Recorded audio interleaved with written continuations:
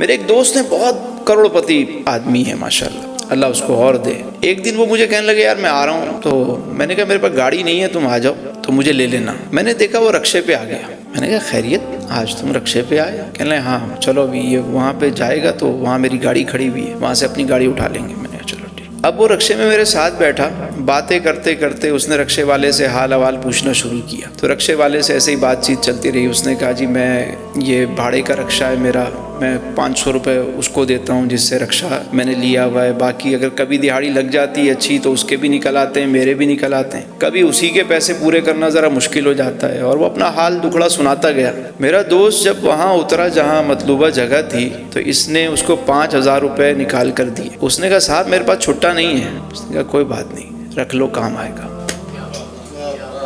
ہم بیٹھے گاڑی میں، کہنے لگا یار میں کبھی کبھی نا جان بوجھ کے رکشے پہ اس لیے جاتا ہوں کہ مجھے اگر کوئی صحیح بندہ نظر آتا ہے تو میں اس کی مدد کر دیتا ہوں۔ دے دیا کریں، کسی کو لگے اللہ نے آپ کو دیا ہے آپ دے دیں۔ آپ کسی کے لیے آسانی پیدا کریں گے، اللہ تعالیٰ آپ کے لیے آسانی پیدا کر دے گا۔